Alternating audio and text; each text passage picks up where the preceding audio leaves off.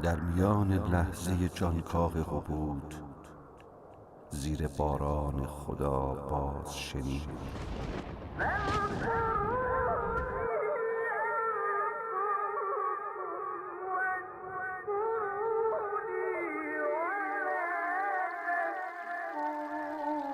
نازنینم، آدم، نه به اندازه تنهایی من، نه به اندازه عرش، نه به اندازه گلهای بهشت، که به اندازه یک دانه گندم. تو فقط یادم باش. یاد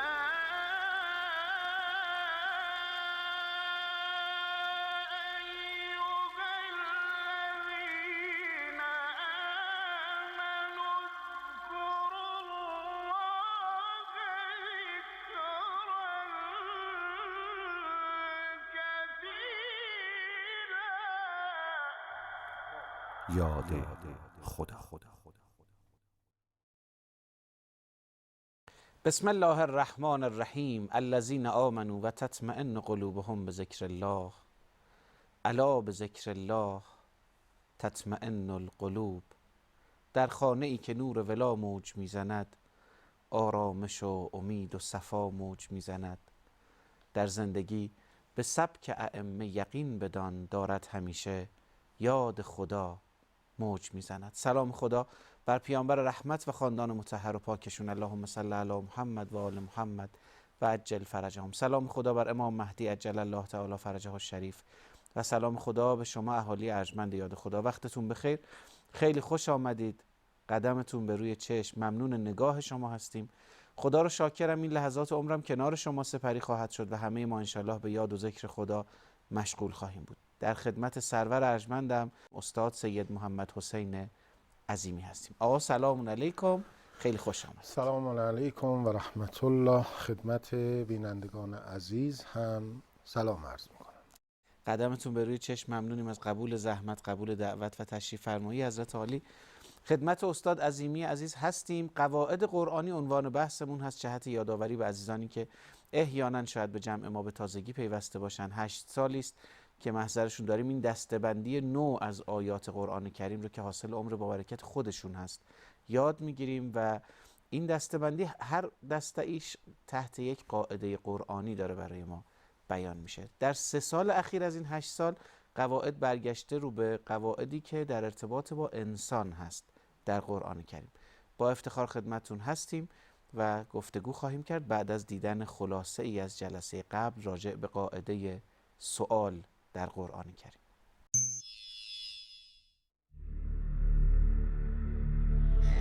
رجال نصیبی دارند، بهره ای دارند از کسبی که میکنند.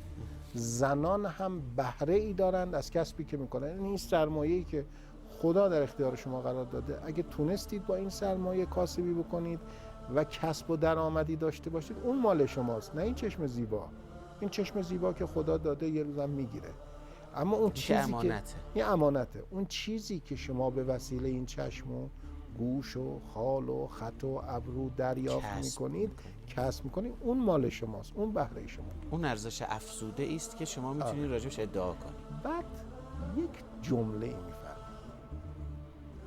میفرماد فاسأل الله من فضله.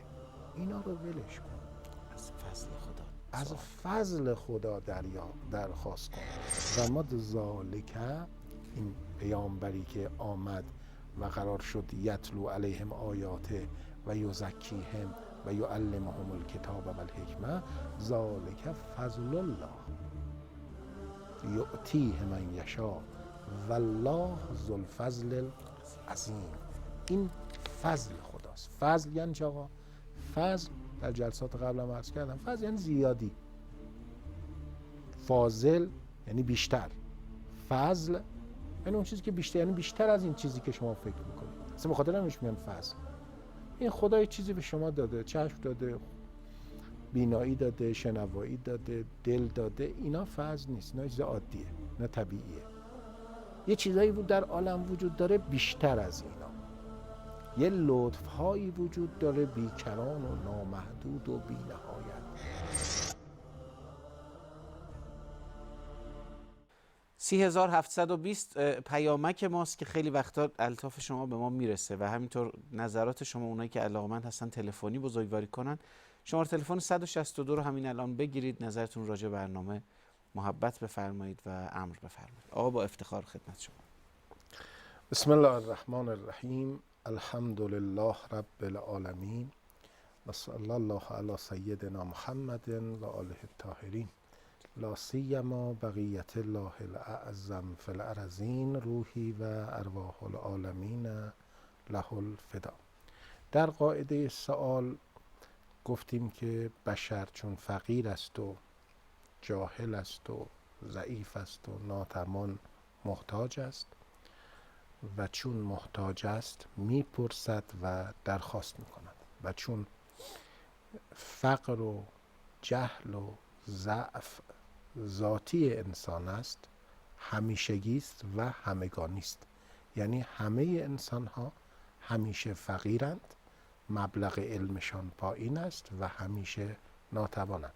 لذا همه انسان ها بلا استثناء همیشه محتاجند و چون همه انسان ها همیشه محتاجند، همه انسان ها همیشه سؤال دارند و درخواست دارند و دعا میکنند و میپرسند و میخواهند و هیچ انسانی هیچگاه گریزی از دعا کردن، درخواست کردن، سوال کردن ندارد، با توضیحاتی که جلسات قبل گفتیم و دادیم. اما بحثمون به اینجا رسید که بهترین سوال چیه؟ ما 2 سوال رو به عنوان بهترین سوال در قرآن مطرح کردیم. سوال اول که بهترین سوال هست قطعا اذا سألک عبادی انی فانی قریب اجیب دعوت الداع اذا دعانه، که بهترین سوال بود و بهترین جواب بود. اگر کسی چنین سوالی رو میپرسید و به چنین جوابی دسترسی پیدا میکرد، همه عالم مال او بود و رسیده بود به آن جایی که باید برسد. حظ رو از عالم او میبرد. اما سوال دومی که قرآن دستور میدهد که شما چنین سوالی داشته باشید در سوره نساء بود، آیه 32، که 2 کلمه رو در کنار هم گذاشت. فرمود ولا تتمنوا، بعضی چیزها رو آرزو نکنید، و در پایان آیه فرمود که واسألوا الله من فضله.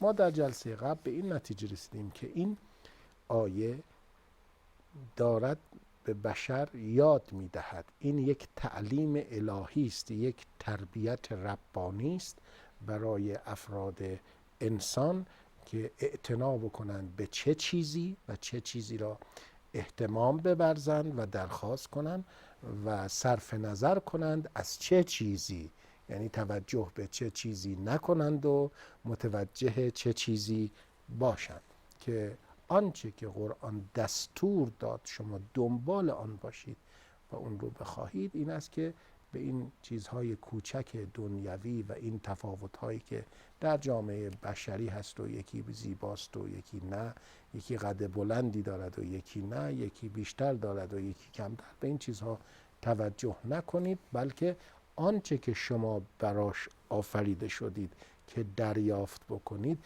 یک چیزی است غیر از اینها و خیلی بیشتر از اینها. شما دنبال این کم نباشید، این حصار رو بشکنید و دنبال بیشتر و زیادتی باشید. فاسألوا الله من فضله.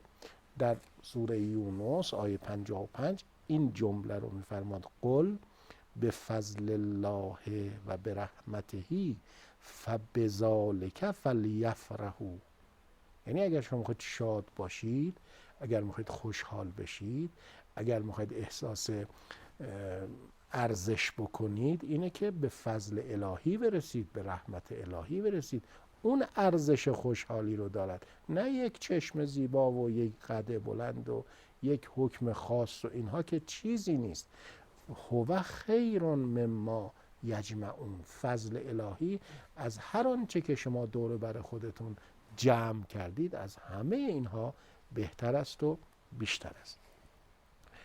من ابتداءً در جلسه امروز اجازه بدید یک کمی در مورد فضل الله در خود قرآن توضیح بدم، چند تا آیه قرآن رو تلاوت کنم برای مردم عزیز و بعد یک تحلیلی رو ارائه کنم.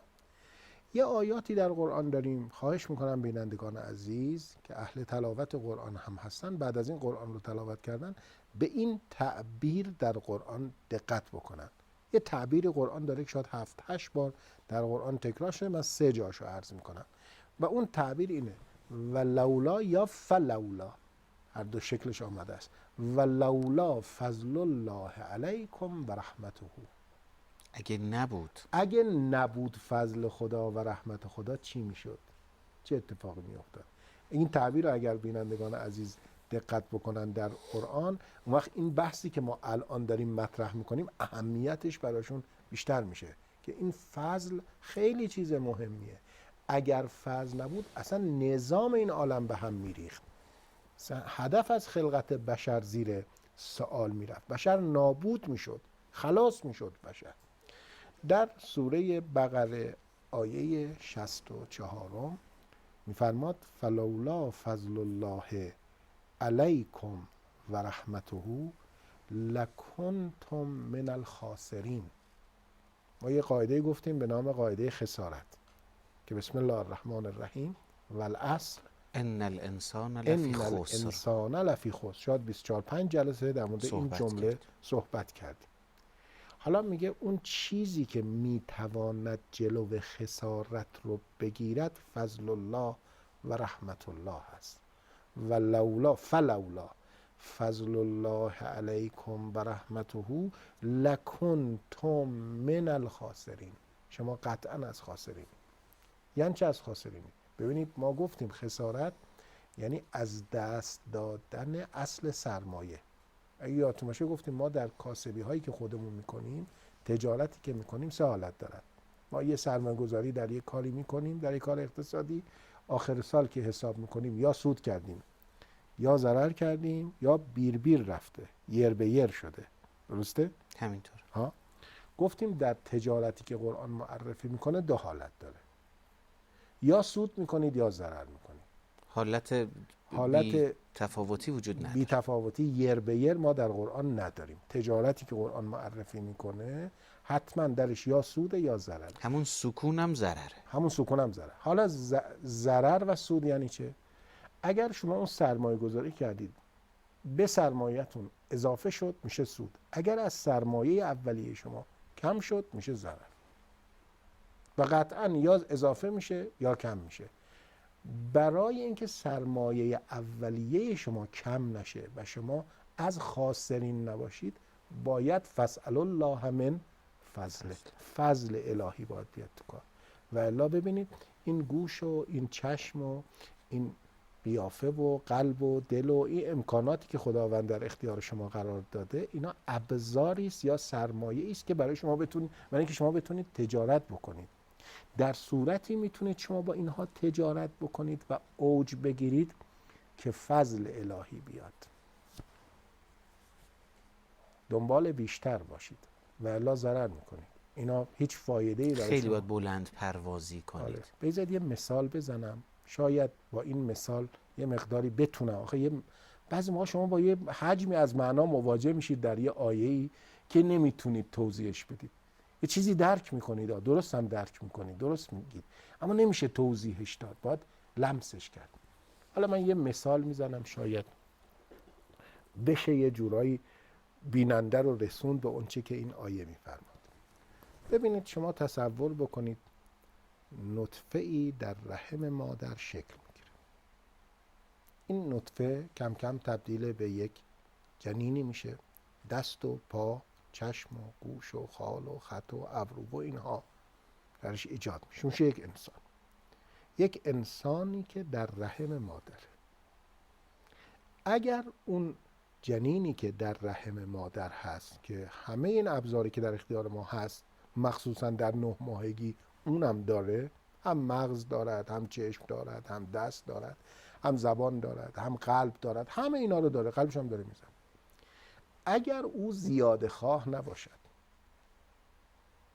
بگه همینجا جای خوبیه، ما میخوایم همینجا بمانیم و نخواد که از اون فضا خارج بشه و متولد بشه، یعنی از اونجا بمیره و بیاد در یک فضای دیگری قرار بگیره، اون دست و اون پا و اون چشم و اون خال و اون خط هیچ به درد دیگه نمیخوره.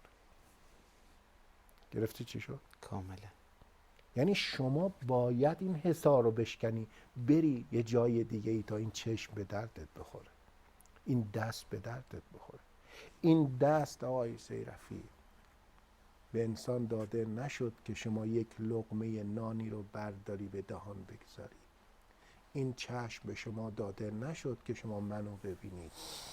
چیزایی هست در عالم که دیدنیه، چیزایی هست در عالم که شنیدنیه. ملائکه در عالم دارن تسبیح خدا میکنن. چشم دل باز کن تا که آن بینی، تا که جان بینی. آنچه نادیدنی است آنچه نادیدنی است آن بینی. شما تا از مضیق جهات در نگذری، حجاب نره کنار، حجاب ها نره کنار، از آنچه که در اختیارت هست نمیتونی استفاده بکنی، داری غلط استفاده میکنی. آقا بریم محضر قرآن کریم. با اجازه حضرت عالی مشرف به محضر قرآن میشیم، برمیگردیم با استاد عظیمی همراه. بسم الله الرحمن الرحیم. اللهم صل على محمد و آل محمد و عجل فرج آل محمد. جالبه، مثلا آدم فکر میکنه که اگر از امکاناتی که داره درست استفاده کنه، خب این یعنی به کمال اون استفاده رسیده. اما شما میفهمید اینجوری نیست. در فلسفه که قرآن داره بیان میکنه اینه که تا شما پرده دری نکنی و افقت رو بالا نبری، همین استفاده هایی هم که داری میکنی خسرانه و ضرره و غلطه. اصلا شما برای اینها خلق نشدید. لذا قرآن فرماد ولولا فضل الله علیکم و رحمته، یعنی اگه شما به همین حس قناعت بکنی و دنبال اون زیادتی نباشی، لکنتم من الخاسرین، ضرر کردی. شما الان با این چشم دارید میبینید، با این دل دارید میفهمید، با این گوش دارید میشنوید، اما قرار نبود با این گوش اینا رو بشنوید. شما قراره به بهشت برید، در بهشت قرار خدا رو دریافت بکنید، اصواتی رو دریافت بکنید یا مناظری رو ببینید که در این دنیا نمیتونید ببینید. این چشم رو به شما دادن که در این دنیا این چشم رو انقدر تقویت بکنید، انقدر وسعت بدید، انقدر این حصارهای کوچک رو بشکنید که بتونید چیزهای بزرگتر رو ببینید. لذا اگر شما از فضل الهی استفاده نکنید و بزرگتر نشید تا اون فضل بیشتر رو دریافت بکنید، ضرر کردید. سرمایه رو خرج چیزی کردید که ارزشش رو نداشته و بعد روز قیامت حسرت میخورید که خواهیم گفت. این یک تعبیر. دو تعبیر دیگه هم در قرآن دقت بفرمایید. یکی آیه 83 سوره نساء، ولولا فضل الله علیکم و رحمته لاتبعتم الشیطان. اگر فضل خدا نباشد، اگر فضل خدا نبود، اگر رحمت خدا نبود، شما قطعا از شیطان تبعیت میکردید. نه اینکه سرمایه رو هدر میدادید. حالا تعبیر اول این بود که شما ضرر میکردید. نه، اینجا اصلا لاتبعتم الشیطان، یعنی بحث خسارت دیدن اندک نه، شما دنبال شیطان میرفتید و هلاک میشدید. اصلا یعنی اون چیزی که شما رو نجات داده و از بند شیطان خلاص میکنه فضل خداست، رحمت خداست. لذا لا تتمنوا، نرید آرزو بکنید اون چیزایی که به درد شما نمیخوره. فاسألوا الله من فضله، از فضل خدا درخواست بکن. سوال میخوای بکنی، از فضل خدا درخواست کن، سوال کن. اما آیه آخر، آیه 21 سوره نور، یا ایها الذین آمنو لا تتبعوا خطوات الشیطان و من یتبع خطوات الشیطان فانه یأمر بالفحشاء و المنکر. تبعیت نکنید از گام‌های شیطان. هر کس از گام‌های شیطان تبعیت بکند، شیطان است که امر به فحشا و منکر می‌کند. و بعد آخرش می‌فرماد ولولا فضل الله علیکم و رحمته. این آیه خیلی عجیبه. ولولا فضل الله علیکم و رحمته ما زکا منکم من احد ابدا. عجب تعبیری. ما زکا یعنی پاکیزه نمیشد، تزکیه نمیشد. منکم از شما احدی هیچ وقت. یعنی شما فکر نکن با این زور و با این عقل و با این بینایی و با این شنوایی و با این توانایی که شما دارید میتونید از دست شیطان فرار بکنید. حرفا نیست. ولولا فضل الله علیکم و رحمته، اگر فضل خدا نبود، رحمت اضافی، اون زیادتی نبود، هیچ کدام شما هیچ وقت نمیتونستید به مقام تزکیه برسید. چی دریافت کردید از این آیه؟ یه چیز دیگه ای تو عالم وجود داره به نام فضل الله. اون خیلی اضافه است، اون خیلی بزرگه، اون باید بیاد تا ما نجات پیدا بکنیم.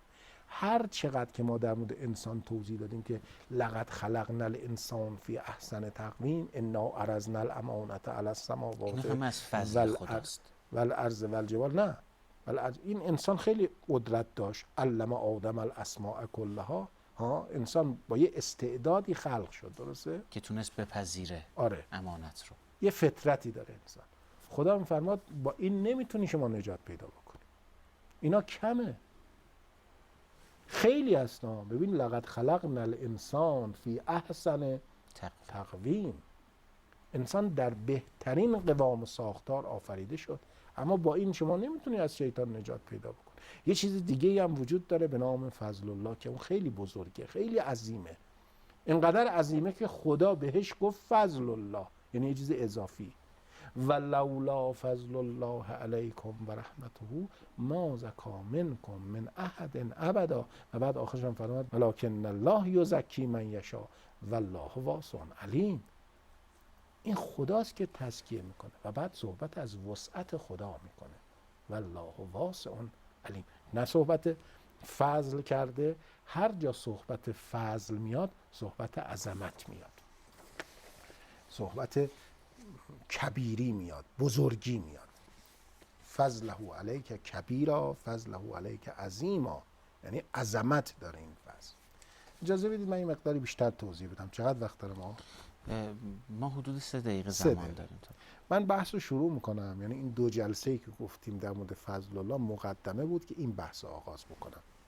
با افتخار. حالا بحث رو شروع میکنم، انشاءالله جلسه آینده بیشتر به این بحث میپردازم. ببینید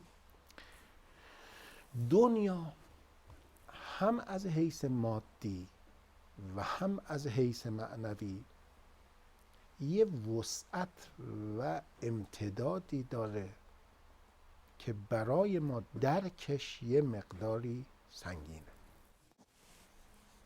از حیث مادی که امروزه دانشمندان به این نتایج رسیدن که مثلا فرض بکنید ستاره هایی در عالم وجود داره که شما اگر الان بخوای سفر کنی به اون ستاره برسی چندین هزار سال نوری مثلا یا میلیارد سال نوری طول میکشه که به اون ستاره برسی. تازه این چیزی که الان دانشمندان امروز دنیا مطرح کردن که فیلم های خیلی عجیب و غریبی هم ارائه میکنن که مثلا فرض بکنید نسبتی که گرفتن کره زمین رو با کل عالم، کره زمین مثل یک نقطه‌ای میماند در منظومه شمسی و منظومه شمسی مثل یک نقطه میماند، نقطه ناپیدایی میماند در کل منظومه هایی که در عالم وجود داره. نمیدونم این فیلم ها رو دیدید، حتما بینندگان عزیز دیدن این فیلم ها رو که چه عظمتی داره عالم. ما قدیم فکر می‌کردیم کل چیزی که در عالم هست همین منظومه شمسیه. یا بعضی از دانشمندان، من یادمه یه وقتی در یک مجله میخوندم که مثلا انیشتین گفته اگر شما بخوای یه دور تو عالم بزنی برگردی، این تو یکی از مجلات خوندم، حالا درست و غلطش نمیدونم، من تخصصی در این زمینه، مثلا 200 میلیارد سال نوری طول میکشه شما از اینجا حرکت بکنی دوباره برگردی سر جای اوله مثلا. خیلی عالم رو بگرد. آره. حالا میگن این حرف اصلا غلطه، چون اون با علم محدودش این آره اصلا یه چیزی نیست که شما بری برگردی شما به تهش هم نمیرسی اصلا. قرآن میفرماد که انا و السماء بنیناها بعید و انا لموسعون. این هم یکی از معجزات علمی قرآن است. ما آسمان را با قدرت آفریدیم و در حال توسعه دادن آنیم. یعنی داره افسوده میشه، خلقت تموم نشده، اصلا داره هی خلق میشه، داره افسوده میشه. و اصلا چیزی نیست که شما بتونی بری به آخرش برسی و برگردی. اصلا برگشت نه، هر چی بری هست، با اینکه محدود است. ببین این عالم محدوده، بی نهایت فقط خدا. بهش تو همین عالمه. حالا اینو بگذارید، سوالی است که ذهن خیلی از مفسرین درگیر خودش کرده. بله، حالا انشاءالله در جای خودش میگه. یه جمله‌ای نیست نه؟ نه، یعنی اختلاف نظره در مورد این قضیه. حالا اون چیزی که مسلم هست، عالم از لحاظ مادی خیلی گسترده است. خیلی. ما هم در مورد فضل صحبت کنم. ببین ما تو کره زمینی، ما چقدر حقیریم، ما چقدر کوچیک. کره زمین یه نقطه‌ایه تو منظومه شمسی. منظومه شمسی یه نقطه‌ایه در کل عالم. یعنی شما موقعی که منظومه شمسی رو نگاه میکنی، فقط منظومه زمین رو نمیبینی. اگر فرض کنی یه فیلمی از کل منظومه شمسی فقط یه مشتی نقطه میبینی، نمیدونی کدامش زمینه، از بس که زمین کوچکه. موقعی که منظومه شمسی رو در میان سایر منظومه ها میبینی، خود منظومه شمسی با تمام وسعتش میشه نقطه. حالا عالم اینقدر وسیعه. درست شد؟ قرآن هم میفرماد فلا اقسم به مواقع النجوم و انه لقسم لو تعلمون عظیم. این خیلی بزرگه. اگه میفهمیدید که این قسمی که ما خوردیم قسم بسیار بزرگه. نسبت عالم ماده به عالم معنا یه نسبت قابل توصیفی نیست، غیر قابل توصیفه. یعنی هر چه عالم ماده بزرگه، عالم معنا اصلا دیگه نمیشه بگید چقدر بزرگه. میگن روز عاشورا امام حسین علیه السلام این جمله آخر است، وقتم تمومه نه؟ بله. امام حسین روز عاشورا یه کاغذ خواستن، یه نامه‌ای نوشتن، وصیت‌نامه‌ای نوشتن برای برادرشون محمد ابن حنفیه و در اون نامه این جمله رو نوشتن: مقایسه دنیا و آخرت. فکأن الدنیا لم تکن والآخرت لم تزل. حالا این دنیا رو دیدید چقدر بزرگه که گفتیم شما اصلا هیچی نیست. آره، دنیا انگار کن هیچی نیست در مقابل آخرت، و آخرت لم یزل تموم شدنی نیست. یعنی خیلی وسعته. و موقعی که میگن فاسأل الله من فضله، نگاه کنید شما با یه چیز خیلی از اون وسیع بزرگا باید بخوای. آره. حالا چی از اونجاها جلسه آینده انشاءالله توضیح میدم. چقدر مشتاقیم که انشاءالله هفته آینده این فرمایشات رو بشنویم. الهی چنان کن سرانجام کار تو خوشنود باشی و ما رستگار. یا علی محتاج دعای خیرتون هستیم. حاجا خیلی خیلی ممنون.